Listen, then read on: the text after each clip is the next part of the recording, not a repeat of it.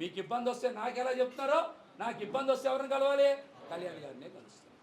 మరి కళ్యాణ్ గారిని కలిసినప్పుడు నేను చెప్పుకోను కదా. ఆయన చెప్తున్నాడు, మహేష్ సీటు గురించి చాలా బలమైన ప్రయత్నం చేశాము. చిన్న చిన్న ఇబ్బందులు వచ్చినాయి అనుకున్నాం, కానీ ఈ సీటు కావాలని ఢిల్లీ నుంచే ఒత్తిడే వచ్చింది. మరి అవన్నీ కూడా మేము నీకు కొన్ని చెప్పలేకపోతున్నాం. నేను కూడా వాటిని ఎలా పరిగణలోకి తీసుకోవాలనే ఆలోచన కూడా నాకు కూడా టైం కావాలి కదా. మరి టైము కావాలి కాబట్టి నేను కూడా వారితో మాట్లాడాను. మహేష్ ఖచ్చితంగా నీకు మంచి చేస్తామని మాట్లాడారు. 3 రోజుల కిందట కూడా కలిసాం, మీరు అందరు చూశాం. ఆ ఫోటోలు కూడా పంపించినప్పుడు కూడా మహేష్ ఖచ్చితంగా మరి పార్టీలో ఏం కమిట్మెంట్స్ ఉన్నాయో పొత్తులో నాకు తెలియదు, నీకు ఖచ్చితంగా ఒక పెద్ద స్థానం కల్పిస్తాం, ఎమ్మెల్సీ లాంటిదే ఇస్తామని కూడా నాకు చెప్పారు.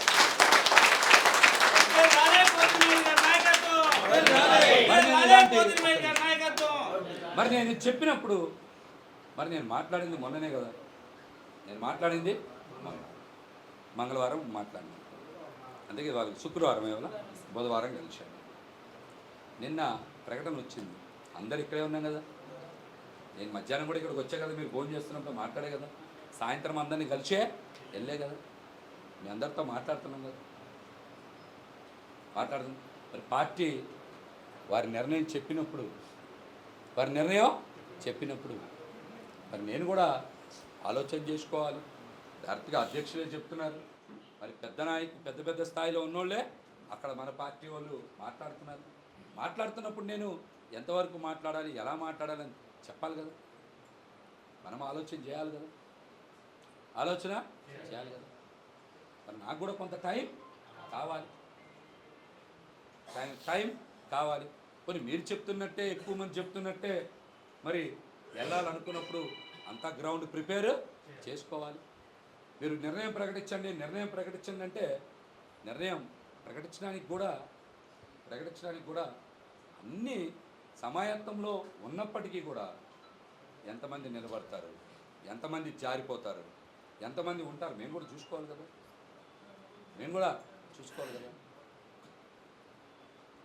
ఒకటికి 2 సార్లు మీతో చర్చ చేస్తున్నాం కదా, ఒక్కొక్కరిని పిలిచి మాట్లాడుతున్నాం, ఉమ్మడిగా మాట్లాడుతున్నాం. నేను కూడా చెక్ చేయాలి కదా. నేను చెప్పే ప్రతి మాటని మీరు ఎమ్మటే వేరే ధోరణిలో అర్థం చేసుకుంటే నేను చెప్పలేను. ఎప్పుడైనా గుర్తుపెట్టుకోండి, ఐకమత్యంతో ఉన్నప్పుడు మాత్రమే ఉమ్మడి లక్ష్యాల్ని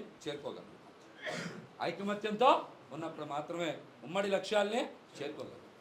నేను నా ఒక్కడి గురించి ఆలోచించట్లేదని మీకు చాలాసార్లు చెప్పా. అలాగైతే 15 రోజులు ఎందుకు టైం? నాకు నా ఒక్కడి గురించి అయితే 15 రోజులు టైం ఎందుకు? 14వ తారీఖే పార్టీ నాతో మాట్లాడారు కదా, ఆ రోజే అయిపోయింది కదా. క్యాడర్ భవిష్యత్తు ఏంటి? నాయకులందరికీ రేపు పొద్దున్న భవిష్యత్తు ఏంటి?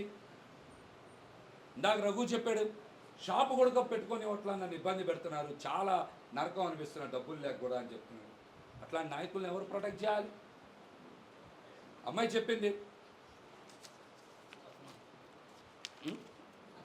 అస్మా చెప్తున్నారు, నా షాప్ కూడా ఎత్తేస్తామని చెప్తున్నారు.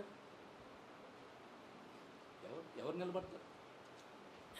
మళ్ళీ నేనే పరిగెత్తాలి, నేనే వెళ్ళాలి. ఒకటి నిలబడితేనే కదా ధైర్యం వస్తుంది. మీరు మహేష్ గారు ఇప్పుడు చెప్పండి, అన్ని చెప్పడానికి ఇంకా 4 రోజులు టైం ఉంది. కాస్త ఓపిక పట్టాలి. బయట రూమర్స్ వస్తాయి, ఇక్కడ ఉన్నాం కాబట్టి రూమర్స్ వస్తాయి. వేరే కార్యాలయానికి వెళ్తే రూమర్స్ వస్తాయా? ఇక్కడ ఉన్నాం కాబట్టి రూమర్స్ వస్తాయి. ఇక్కడ ఉన్నాం కాబట్టి జనసేన పార్టీ కార్యాలయంలోనే కూర్చున్నాం కాబట్టి, జనసేన పార్టీ కార్యాలయంలోనే మాట్లాడుతున్నాం కాబట్టి, జనసేన పార్టీ జెండానే పట్టుకున్నాం కాబట్టి ప్రతి ఒక్కరు రూమర్స్ మాట్లాడతారు. నా ఆస్తి అమ్ముకున్నప్పుడు ఎవడు మాట్లాడలేదే? 5 ఆస్తులు అప్పుడు ఎవడు మాట్లాడలేదే?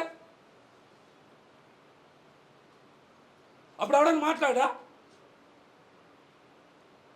చెప్పే కదా నేను. మీరు డాక్యుమెంట్ నెంబర్స్ కూడా ఇవాళే పెడతాం, మీ అందరికీ అర్థం అవ్వాలి. నేను అమ్మిన డాక్యుమెంట్ నెంబర్లు పెడితే మీరు కావాలంటే వెళ్ళి సబ్ రిజిస్టర్ ఆఫీస్లోనో లేకపోతే సచివాలయంలోనో మీ సేవలు ఎక్కడ ఉంటే చెక్ చేసుకోండి, నెంబర్లతో సహా పెడతా.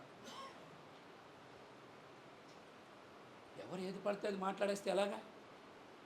ఎలా? జక్కంపూడిలో పోతిని విజయలక్ష్మి పేరు మీద ఉన్నది అమ్మలేదా? జక్కంపూడి తర్వాత పీనేనివరంలో పోతిని విజయలక్ష్మి పేరుంటే అమ్మలేదా? 100 అడుగుల రోడ్లో విక్రమ్ పబ్లిషర్స్ వెనకాతలు ఉండే సైట్ అమ్మలేదా? జీ కొండూరులో హైవే మీద నుంచి మూడముక్క అమ్మలేదా? ఇవన్నీ నేను అమ్ముకున్నాయి కదా, మొత్తం డాక్యుమెంట్ నెంబర్లతో సహా పెట్టమంటే పెడతా. ఏంటి అందరు డబ్బులు ఎన్ని ఆస్తులు అమ్మేది? ప్రతి ఒక్కడే ఉన్నా మాట్లాడితే మేము అది చేసాం ఇచ్చి ఏం చేశారు రా? అన్నీ చేస్తే అందరు ఇచ్చేస్తే మేము ఆస్తులు అమ్ముకోవడం ఎందుకు? మేము ఆస్తులు అమ్ముకోవడం ఎందుకు? అందరు అన్నీ చేసేస్తే ఎవరు ఎలా మాట్లాడేస్తే ఎలా? దొంగలేమో దొంగలేవు, లేకపోతే వ్యభిచారులు పతివ్రతలు అయిపోతే మాలాంటి నిజాయితీ పరులు ఏమవ్వాలి? నిందాలు పడాలా? నిందాలు పడాలా? మేము పడాలా? మేము సంపాదించినాయి కదా అమ్ముకున్నాం. పక్కనోడు ఆస్తులు ఏమి అమ్మలేదు కదా, పక్కలాడు ఆస్తులు ఏమి కొట్టేలేదు కదా, వేరే వాళ్ళ ఆస్తులు కొట్టేసి మేమేం జైలుకే వెళ్ళలేదు కదా. ఎలా మాట్లాడతారు? రాజకీయాల్లో ఎవడిష్టం వచ్చింటాడు మాట్లాడతారు. మనం జాగ్రత్తగా ఆచితూచి నిర్ణయం తీసుకోవాలి. డెఫినెట్గా నాకు కూడా ఆలోచన ఉంది, పబ్లిక్ నుంచి సింపతి ఉంది. ఇండిపెండెంట్గా పోటీ చేయాలని నిర్ణయం నేనే కదా ప్రకటించా. మీరు ఆ రోజు చెప్పలేదు కదా, నేను ప్రకటించా. ప్రజల నుంచి మద్దతు ఉంది. నిజంగా పార్టీ నుంచి మద్దతు లేకపోతే నన్ను మోడీ గారి దగ్గరికి పంపిస్తారా? నరేంద్ర మోడీ గారి దగ్గర ఆహ్వాన కమిటీలో పెడతారా? నిజంగా పార్టీ నన్ను కనుక వేరేలా చూస్తే పవన్ కళ్యాణ్ గారు నాకు ఇప్పుడు 3 సార్లు అపాయింట్మెంట్ ఇస్తారా? మంది న్యాయబద్ధమైన కోరికనే కదా నన్ను పిలుస్తున్నారు వాళ్ళు. మనం ఈ పార్టీ కోసం పనిచేసేవానే కదా వాళ్ళు పిలుస్తున్నారు. రేపు పొద్దున్న మనం బలమైన నిర్ణయం తీసుకోవాలి.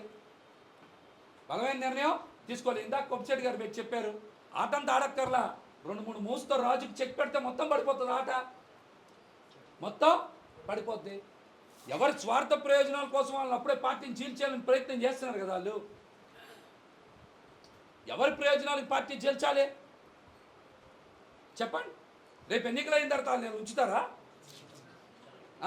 ఎవరి ప్రయోజనాల కోసం పార్టీని చీల్చేస్తారు? అవి స్వార్థ ప్రయోజనాలు కావా? అవి వ్యక్తిగత ప్రయోజనాలు కావా? మీరు అడగండి, మీరు అడగాలి కదా. మీరు కూడా మహేష్ గారు మీరు చెప్పాలి. ఏంటి నేను చెప్పేది? ప్రతిదీ పార్టీని చీల్చేయాలని ప్రయత్నం చేసే వాళ్ళదే స్వార్థ ప్రయోజనాలు కాదా? వ్యక్తిగత ప్రయోజనాలు కావా? తెలుగుదేశం పార్టీలు అలాగే కదా, ముక్కలు అయిపోయి ఈ రోజుకి అతకట్లేదు. అది పశ్చిమ నియోజకవర్గం, ఇది వాస్తవం కదా.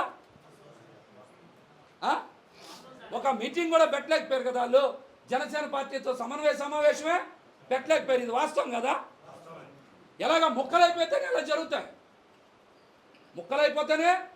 జరుగుతాయి. ఒక మీటింగే పెట్టలేకపోయారు సమావేశం వాళ్ళ వల్ల. అలా తేడా వచ్చిందనే కదా 16 మంది డివిజన్ అధ్యక్షులను వాళ్ళే మార్చుకున్నారు. ఇవన్నీ వాస్తవం కదా. నలుగురు మాట్లాడితే ఎలాగా? అక్కడున్న కమిటీ మొత్తం ఎక్కడున్నారు? ఇక్కడే ఉన్నారు. ఒంటరిగా వెళ్ళిన వాళ్ళు వేరు, కమిటీ మొత్తం వెళ్దాం వేరు. కమిటీ మొత్తం ఇక్కడే కదా ఉంది. అందుకని అందరినీ నుంచోబెట్టి మీకు అర్థమయ్యేలా మాట్లాడి, అర్థమైన మాట మీకు చెప్తున్నా. మన నిర్ణయం చాలా దృఢంగా తీసుకుంటాం. మీ అందరి భవిష్యత్తు నాతో పాటు ముడిపడి ఉన్నాయి. అట్లాంటి నిర్ణయం తీసుకుంటాం. ఏదో ఇవాళ వదిలేస్తే ఇంకోటి కాదు. వచ్చే నెల 26 వరకు ఉంది టైం. రకరకాల ఇవన్నీ జరుగుతాయి. మాకు కూడా ఆలోచించడానికి కొద్దిగా టైము ఉండాలి కదా. మేము కూడా మాట్లాడుతున్నాం కదా. ఒక్క మాటకి పవన్ కళ్యాణ్ గారిని మీరు చెప్పినట్టు వదిలేనా? మీరు చెప్పారనుకో ఏముంది వదిలేస్తాం. మీరు నిలబడాలి. మళ్ళీ మీరు అందరూ నిలబడాలి. చాలామంది నిలబడతామని చెప్తున్నారు. నేను మీ అందరికీ ప్రత్యేకంగా థ్యాంక్స్ చెప్తున్నాను. మనం కలిసి కట్టుగా ఎక్కడికైనా వెళ్తేనే, ఉమ్మడిగా ఎక్కడికి వెళ్తేనే దానికి బలం ఉంటుంది, గౌరవం ఉంటుంది. లేకపోతే మన ముందు ఒక మాట మాట్లాడతారు, మన వెనకాల